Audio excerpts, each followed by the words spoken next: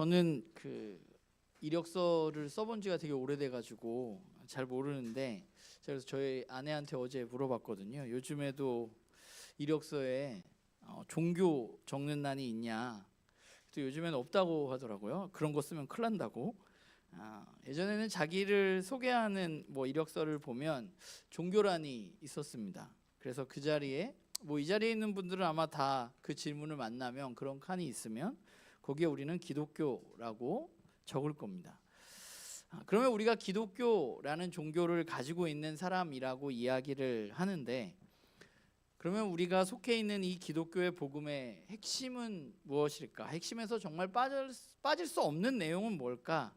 생각해 보면 그것은 예수님이 저와 여러분의 죄를 위해서 십자가에 달리셨다는 것과 또 그분이 3일 만에 죽은 자 가운데서 다시 살아나셨다는 것입니다. 십자가의 죽음과 부활은 기독교에 있어서 우리가 말하는 복음에서 매우 핵심적인 내용입니다. 그래서인지 바울은 죽은 자의 부활에 대해서 의심하고 이야기하는 고린도 교회 성도들에게 말할 때 이런 말을 했어요. 그리스도께서 살아나지 않으셨다면 우리의 선포도 헛되고 여러분의 믿음도 헛될 것입니다 라고 말했습니다. 바울은 예수님의 부활이 없으면, 예수님이 다시 살아나신 것이 없었다면 자신이 선포하는 모든 복음과 그 복음에 대한 믿음이 헛되다고 말합니다. 그러니까 부활이라는 것은 기독교에 있어서 매우 핵심적인 내용입니다. 그런데 생각을 해보면 많은 그리스도인들에게 예수님의 부활의 의미가 그렇게 생각보다 크게 다가오는 것 같지는 않아요. 우리가 그것을 마음에 품고 막 신앙생활하는 경우가 그렇게 많지는 않은 것 같아요. 그냥 우리는 부활을 생각할 때 어쩌면 매우 단순하게 죽은 사람이 살아난 기적을 하나님이 일으키셨다, 이 정도로 우리는 생각하고 있는지도 모르겠습니다. 물론 아니신 분들도 있겠지만. 그래서 우리는 부활보다는 우리의 신앙의 여정을 살펴보면 십자가의 죽음에 대해서 더 많은 생각을 하고 또 그것을 더 생각하고 이야기하는 경향이 있습니다. 예수님의 십자가의 죽음에 대해서 우리는 사순절이나 고난주간에 특별히 더 깊은 묵상을 하자, 이런 이야기들 하는데, 사실 부활이라는 것은 부활절 아침에 우리가 부활에 대해서 이야기하고 그 외에는 그렇게 많은 이야기를 하진 않는 것 같아요. 십자가에 대한 찬양들은 굉장히 우리가 많이 부르지만 오늘 우리가 부른 165장 찬양은 제 생각에는 제가 신앙생활하면서 부활절 아침이 아닌 날에 부른 거는 제가 오늘 처음입니다. 그러니까 우리가 부활에 대해서 생각보다 그렇게 크게 우리의 신앙 자체에서 생각하지 않는다는 거예요. 예수님 부활하신 것을 우리는 믿지만. 그런데 그럼에도 불구하고 우리가 부활에 대해서 부활절에만 이야기하기에는 이 부활이라는 주제는 사실 너무 중요하고, 우리가 또 지난주에 나누었던 대로 우리 공동체가 소망하는 예배 공동체로 나아가기 위해서는 이 부활이라는 사실은 우리에게 있어서 매우 중요한 이야기입니다. 사실 과학이 고도로 발전한 이런 21세기에 사람이 죽었다가 다시 살아났다는 이야기가 우리들에게 그렇게 쉽게 믿겨지지 않는 이야기임에는 분명합니다. 그리고 실제로 누군가가 예수님이 죽은 사람 가운데서 다시 살아나셨다, 그 부활을 증명할 만한 증거를 네가 한번 제시해봐라 라고 한다면 우리는 당장 그것을 무언가 증거로서 제시하기는 쉽지 않습니다. 그런데 그럼에도 불구하고 그분이 부활하지 않고서는 일어날 수 없는 일들이 역사 속에서 실제적으로 일어났고, 또 저는 그 가운데 가장 대표적인 것이 예수님을 따르던 제자들의 변화가 예수님의 부활을 우리들에게 이야기하는 매우 중요한 사건이라고 생각합니다. 우리가 작년 1년 동안 성경을 전체적으로 통독을 했잖아요. 그래서 우리 시작 성경은 다 읽었는데 사복음서를 모두가 읽었는데, 사복음서를 보면 우리는 예수님의 제자들이 막연하게 그냥 예수님의 제자들은 매우 훌륭하고 예수님을 잘 따랐겠지 라고 생각을 하지만, 여러분들이 사복음서를 좀 잘 읽어보면 예수님의 제자들이 얼마나 별 볼 일 없고 형편없는 사람들이었는가를 우리는 사복음서를 통해서 알 수 있습니다. 우선 그들은 학식에 있어서 다른 사람들보다 그렇게 뭐 많이 배운 사람들이 아니었어요. 그냥 일반적인 사람들이었습니다. 그리고 그 중에 일부는 사람들에게 손가락질 받는 직업을 가지고 있는 세리와 같은 사람들이었습니다.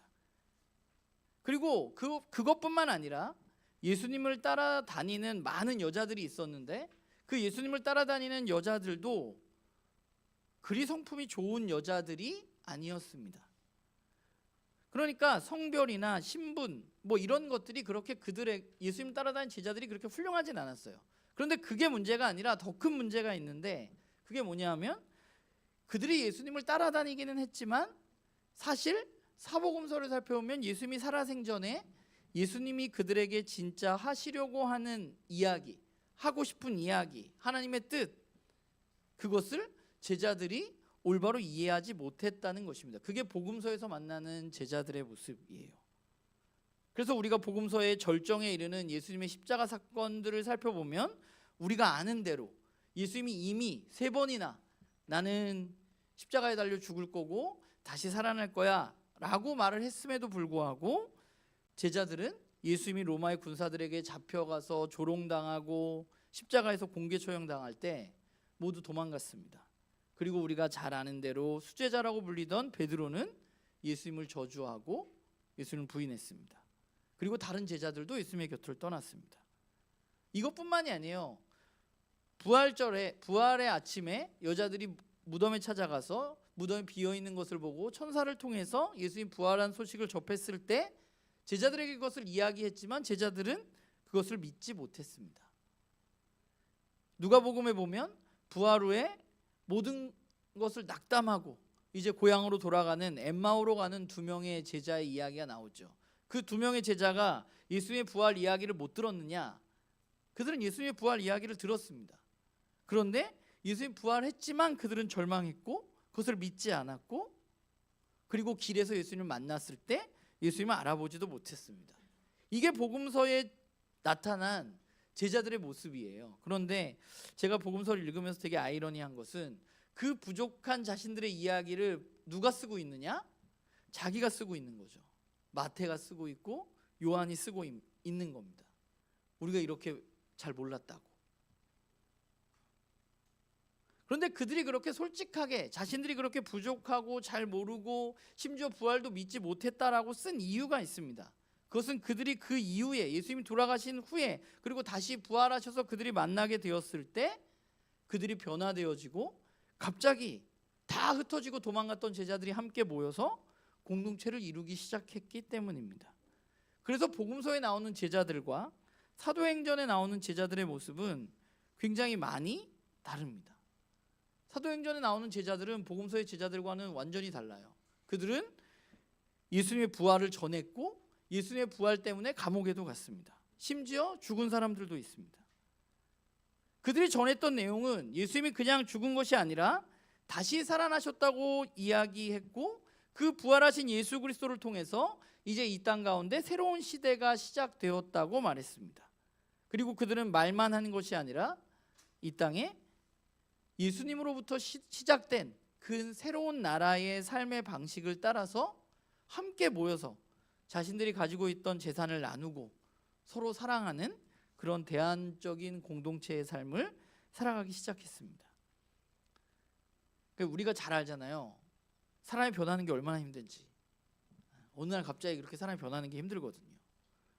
생각해 보면 제자들이 어떻게 이렇게 복음서의 제자들과 사도행전의 제자들 그거 굉장히 오랜 시간도 아니에요. 시간이 몇 주 사이거든요. 몇 주 사이에 어떻게 이런 일이 가능했을까? 우리는 생각하지 않을 수가 없는 거죠. 그러니까 인류의 역사 속에 나타난 종교들을 보면 대부분의 종교들은 그 창시자가 그 충분한 시간을 가지고 있었어요. 굉장히 꽤 오랫동안 제자들을 가르쳤고 어떤 뒷받침해주는 권력이나 또는 재정적인 것들이 충분히 있었습니다. 그리고 어떤 조직도 분명했고 그럴 때 원래 종교가 인류 역사 가운데 시작이 되는 거거든요. 그런데 기독교라는 것은 생각해 보면 예수님이 제가 올해 50인데 30살 된 젊은 청년이 그것도 3년 정도 가르치고 또 그분을 따라다니는 제자들이 있었는데 걔네들도 뭐 다 오합지졸이고 스승의 가르침도 제대로 이해하지 못하고, 그리고 심지어 그것을 가르치고 이야기했던 그 스승 예수라는 청년은 매우 비참하게 로마의 십자가형으로 처형을 당했습니다. 그러니까 종교사회학적으로 보면 기독교라는 종교가 사실 생길 수가 없는 종교예요. 따지고 보면. 그 제자들이 다 흩어졌는데 어느 날 갑자기 모이는 게 이해가 되지 않고, 그들은 돈도 없고 권력도 없고 오히려 핍박을 받았는데 기독교라는 새로운 공동체가 생긴 거죠. 그럼 왜 그렇게 그들은 함께 모여서 공동체를 이루고 나중에 후에는 대제국이었던 로마에까지 영향을 미쳐서 로마가 인정할 수밖에 없고 로마의 국교가 되었는가? 어떻게 이런 일이 가능했는가? 우리가 사람이 죽었다가 살아나는 것을 믿기는 그렇게 쉽지 않은 시대이지만 이 모든 것들이 예수님이 다시 살아나셨다는지 않고서는 사실은 있을 수가, 우리가 설명할 수가 없는 부분들입니다. 그러니까 예수님이 십자가의 죽음이 끝이 아니라 그분이 진짜로 죽었다가 다시 살아나신 것 외에는 이 상황들을, 이 모든 것들을 설명할 수 있는 방법을 사실 찾기가 우리가 힘듭니다. 그래서 예수님의 부활은 사람들이 꾸며낼 수 있는 이야기가 아니라 정말로 그런 일들이 일어났기 때문에 사람들은 그 일을 통해서 변화되어진 자신의 삶을 기록한 것입니다. 그래서 초대교회 성도들은 자신을 부활의 증인이라는 말로 표현했습니다. 이 말이 여러분 못 읽으시죠? 저도 이렇게 갖다 놓으면 못 읽어요. 잘 몰라요. 이 말은 헬라어로 마르투스라는 단어입니다. 이 말은 증인이라는 말이에요. 그런데 이 증인이라는 마르투스라는 말이 오늘 영어에 순교라는 단어와 같은 단어, 거기에 어원이 되는 단어입니다. 그러니까 증인이라고 이야기했을 때, 초대교회 사람들이 증인이라고 이야기했을 때는 오늘 순교와 같은 단어니까 생각해 보면 그 증언이라는 것이, 그 증인이라는 것이 그냥 내가 그거 봤어요 라고 이야기하는 게 아니라 내 생명을 걸고 그들은 증언했던 사람들이라는 거예요. 그래서 제가 이번 주 말씀을 준비하면서 조금 새삼스럽게 놀랐던 것은 초대교회의 성도들은 자신들을 십자가의 증인이라고는 잘 이야기하지 않았다는 거예요. 사람들은 자신들을 예수님의 부활의 증인이라고 이야기했습니다. 그렇기 때문에 부활이라는 것이 기독교에 있어서 매우 중요한 것이고 핵심적인 거예요. 그러니까 예수님이 부활하셨다는 것이 그냥 우리가 상상하거나 생각하거나 또는 어떤 상징적인 것이 아니라 정말로 예수님이 죽었다가 살아나셨고 역사적으로 그분이 부활하셨고, 또 어떤 사람들은 그 예수님의 죽음과 부활을 자신의 목숨을 걸고 증언하는 사람들이 많이 나타나는 거예요. 그래서 잡혀가는 것이 두려워서 도망갔던 제자들이 자신의 목숨을 내놓고 예수님이 부활하셨다고 이야기할 수 있는 사람들이 된 것입니다. 그런데 그들이 믿는 것이 그냥 예수님이 죽었다가 살아나셨어, 이게 전부가 아니라 그들이 믿었던 또 한 가지 중요한 것은 뭐냐 하면 예수님께서 이렇게 부활하심으로 말미암아서 자신들도 그 예수님을 믿을 때, 예수님을 따라서 살아갈 때 자신들의 인생의 어느 순간에, 그것이 사후가 됐건 죽기 전이 됐건 주님이 다시 오실 때에 자신들도 예수님처럼 부활할 것이라는 사실을 그들이 믿었다는 것입니다. 이게 기독교가 말하는 신앙의 굉장히 중요한 핵심입니다. 사실 죽음 이후의 삶은 우리는 아무도 보지 못했고 아무도 알 수가 없습니다. 죽고 난 이후에 어떤 일이 일어날지 사실 우리는 잘 몰라요. 그래서 이 사후 세계가 매우 우리에게 궁금증을 자아내기 때문에 대부분의 종교들은 이것 때문에 생겨난 게 많아요. 죽은 이후에 우리는 어떻게 될까에 대한 여러 가지 이야기들이 있습니다. 그런데 기독교는 매우 특이하게 죽은 이후의 삶에 대해서 못 보여주는 게 아니라 죽은 이후에는 이렇게 될 거야 라고 예수님이 우리들에게 자신이 십자가에 달려서 죽으시고 부활하심으로 말미암아서 우리들에게 그 죽음 이후의 삶에 대해서 보여주셨다는 거예요. 그런데 이게 예수님이 죽은 후에 그냥 제자들이 꾸며낸 이야기가 아니라 예수님이 살아생전에 예수님은 이미 죽은 사람을 살리는 일을 행하셨고 그 일 가운데 이야기하신 것이 있습니다. 우리가 아는 것처럼 누가 죽었다 살아났나요? 나사로. 대답이 안 나왔을 때 굉장히 당황했어요. 제가. 마리아의 오빠였던 나사로가 죽었는데 예수님이 살리셨잖아요. 그런데 그때 예수님이 그 나사로를 살리기 전에 마리아와 마르다에게 이렇게 말해요. 예수님께서 마르다에게 말씀하셨다. 나는 부활이요 생명이니 나를 믿는 사람은 죽어도 살고 살아서 나를 믿는 사람은 영원히 죽지 아니할 것이다. 네가 이것을 믿느냐? 라고 말씀하십니다. 예수님은 뭐라고 말씀하셨냐면 자기 자신이 부활 자체이고 내가 생명이라고 이야기하셨습니다. 물론 이 이야기를 했을 때 거기 있는 사람들은 아무도 못 알아들었어요. 제가 봤을 때는. 그런데 예수님이 부활하신 후에 그분의 제자들이 이제 이 말씀을 깨닫게 된 거죠. 예수를 믿는다는 건 이런 거구나. 예수님이 정말 부활이었구나. 예수를 믿는다는 것은 우리가 예수님처럼 부활하게 되는 것을 이야기하는구나 라는 사실을 그들이 믿고 깨닫게 되었다는 것입니다.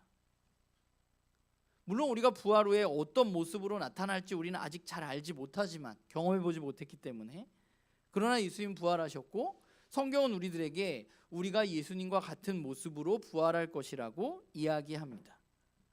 그러니까 그리스도인이라고 불리고 내가 기독교인이라고 종교 안에 적을 수 있는 사람들은 어떤 사람들인가 하면 과거 어떤 순간에 예수님이 역사적으로 죽었다가 부활하셨다는 사실을 믿는 사람일 뿐만 아니라 또한 어떤 시점이 오면 예수님처럼 우리도 다시 부활할 것이라는 사실을 믿는 사람들이 바로 그리스도인들입니다. 여러분 믿으시죠? 네, 저도 믿습니다. 그러면 과거에 예수님이 부활하신 것을 믿고 미래의 어떤 순간에 내가 다시 나도 부활할 것을 믿는 사람들이 그것만 믿는 사람들이 그리스도인인가?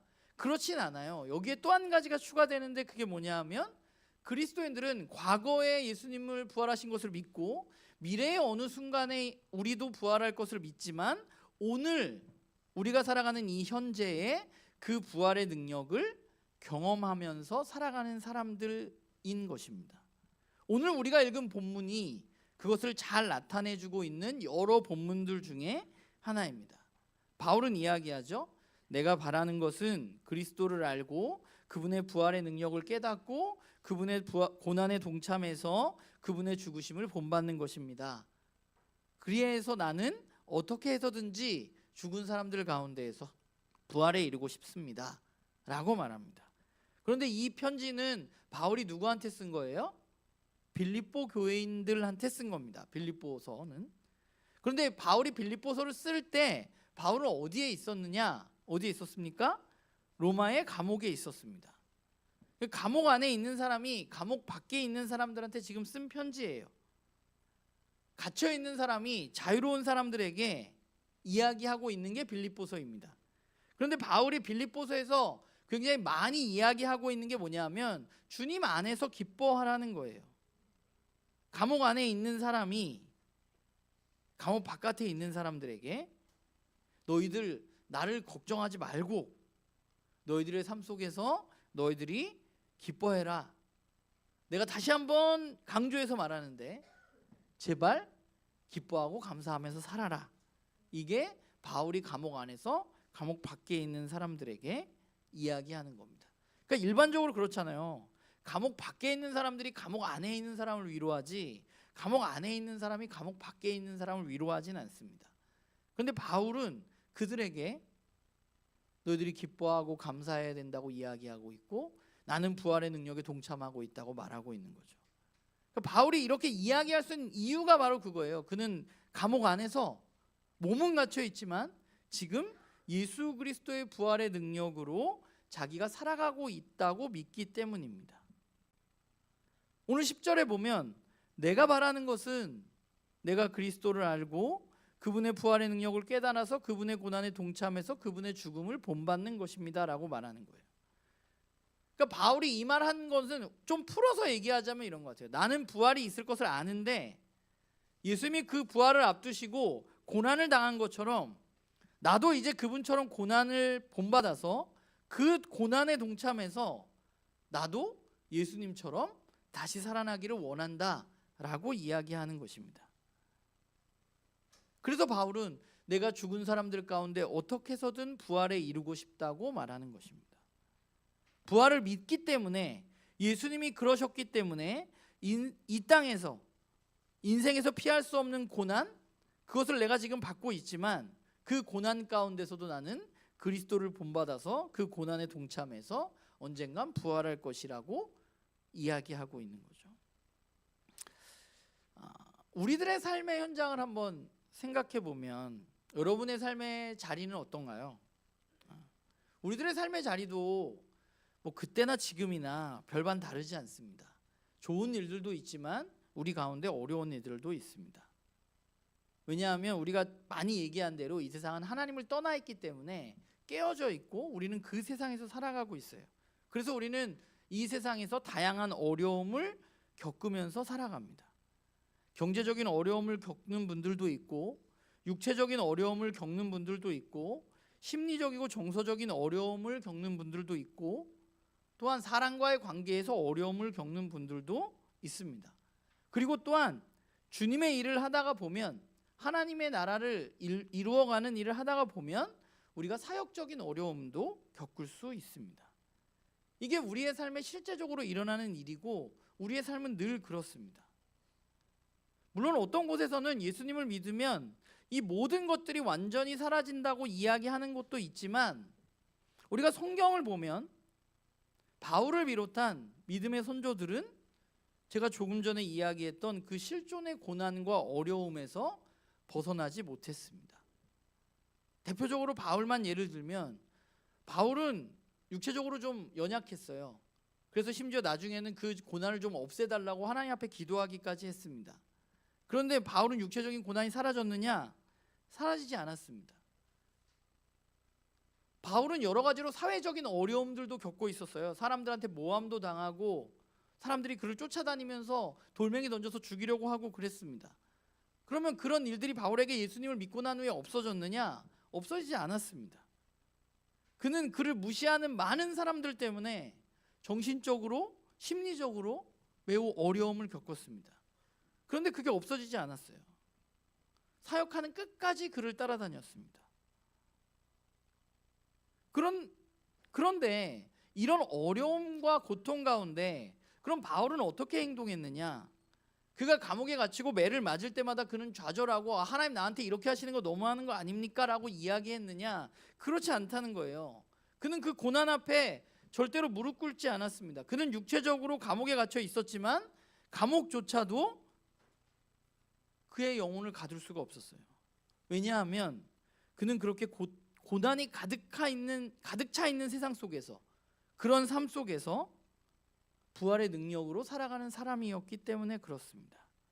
그리고 그 능력이 자기에게 완전하게 나타날 것을 간절히 소망하는 사람이었기 때문에 그렇습니다. 생각해보면 아까 제자들도 마찬가지잖아요. 제자들이 예수님의 십자가에 달려 죽을 때 다 도망가고 예수님 모른다고 부인하고 그랬던 사람이 갑자기 어느 날 몇 주 지나서 예수님은 부활했다고, 나 예수님 때문에 죽을 수 있다고, 감옥에 갇혀도 나 그래도 예수님을 전하겠다고 이야기하는 순교자가 되는 것, 바울이 감옥에서 기뻐하라고 이야기하고 나는 죽어도 여한이 없다고 이야기하고 난 부활의 능력을 경험한다고 이야기하는 것은 그 이유는 무엇인가 하면 제자들이나 바울 모두가 죽음 너머의 진짜 생명, 완전한 생명을 보았기 때문입니다. 그래서 부활을 본 사람들은, 부활을 믿는 사람들은 이 땅 가운데서의 어려움이 끝이 아니라 그냥 우리의 인생의 어떤 과정이라는 것을 알고 살아가는 사람들이에요. 그러니까 그리스도인, 아까 말했던 기독교인의 삶은 어떤 것이냐면, 우리가 겪고 있는 여러 가지 고통과 아픔과 깨어짐이 이 가득한 세상 속에서, 내 실존적인 삶 속에서 그것에 굴복하지 않고 부활하신 예수 그리스도의 능력으로 말미암아서 그것을 이겨내며 살아가는 삶을 살아가는 사람들이 바로 그리스도인입니다. 그런데 그 속에서 나만 기뻐하고 나만 좋은 게 아니라 이런 어려움을 겪고 낙심한 사람들을 향해서 위로하고 격려하는 사람들, 그런 일을 할 수 있는 사람들, 그것이 바로 그리스도인들입니다. 우리는 여전히 부족한 게 많죠. 저도 그렇고 여러분들도 그렇고. 저는 바울 굉장히 닮고 싶지만 바울처럼 되지는 못할 것 같아요. 살아생전에. 그렇지만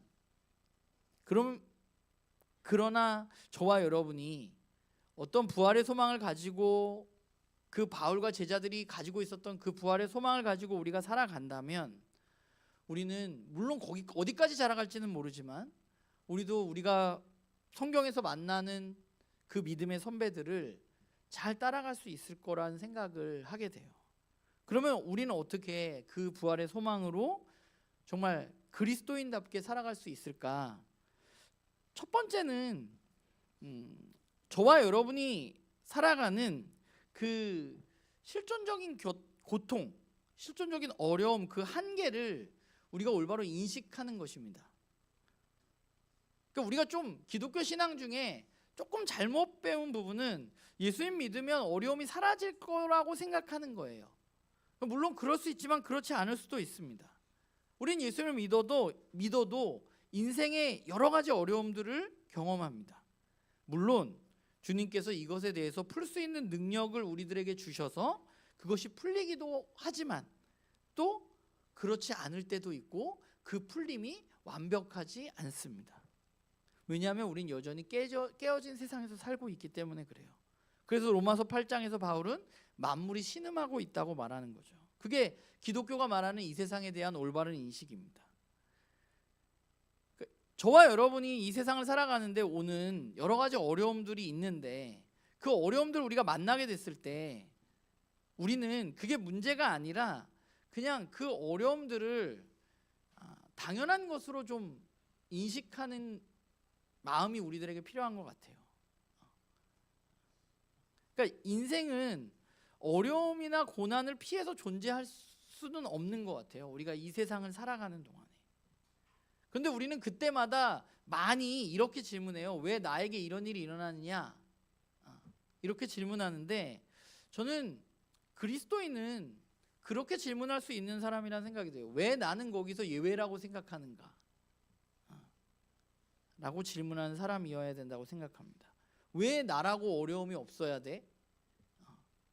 라고 말할 수 있는 사람들이어야 하고 나에게 닥쳐오는 그런 어려움들이 이 어려움들이 매우 크고 우리들을 짓누를 때도 있지만 우리가 그것을 올바로 인식하고 이게 내가 감당해야 할 몫이구나라고 생각하고 살아갈 필요가 우리들에게 있습니다. 그런데 두 번째는 그렇게 사람들이 이 어려움들이 내가 거기서 살아가고 있고 나도 어렵구나라고 생각할 때 많은 사람들이 거기서 절망하게 된다는 거예요. 왜 내 인생은 이럴까? 이 문제 해결이 안 되는구나 이러면서 절망하게 됩니다. 그러나 우리가 해야 할 일은 절망이 아니라 소망을 갖는 겁니다. 이 문제가 해결되어지지 않더라도 우리들에게는 소망이 있는 거죠. 어떤 소망이 있어요? 부활에 대한 소망이 저와 여러분에게는 있는 겁니다. 아까 말했던 것처럼 여러 가지 고통들, 육체적인 고통, 심리적인 고통, 정서적인 고통, 관계적인 고통, 여러 가지 어려움들이 있지만 이 문제들이 지금은 해결되어지지 않는 부분들이 있지만 주님이 다시 오실 때 그것이 완전하게 해결되어질 것이라는 사실을 우리는 믿는 사람들입니다. 그렇기 때문에 우리는 어떠한 어려움 가운데 절망이 아니라 소망을 품을 수 있는 거죠. 왜냐하면 언젠가 그게 완전히 해결되어질 날이 올 것을 나는 믿기 때문에 그렇습니다. 그래서 우리는 좌절하거나 절망하지 않고 그 부활을, 그 문제가 완전히 해결될 그날을 소망하는 거죠. 그러니까 저는 그리스도인의 삶에 있어서 우리가 어떤 어려움을 만날 때 나는 절망할 것인가 아니면 소망할 것인가, 우리는 여기서 잘 선택을 해야 된다고 생각해요. 기독교 신앙의 핵심은 저와 여러분의 삶에는 우리의 문제를 회복하시고 또 이 땅의 깨어짐을 완전히 회복하실 그 하나님의 소망의 날이 분명히 있다는 것입니다. 저와 여러분은 그걸 믿는 사람들이잖아요. 예수님의 부활을 믿는 사람들은 그걸 믿는 사람들입니다. 그것이 바로 부활 신앙이고 부활의 소망을 가진 사람들이에요. 그렇기 때문에 부활 소망을 가지고 살아가는 사람들의 삶의 가장 큰 특징은 뭐냐 하면 인내하는 겁니다. 어려움이 있더라도 버틸 수 있는 힘이 저와 여러분에게는 있는 거예요. 견딤이 우리 안에 자라가는 겁니다.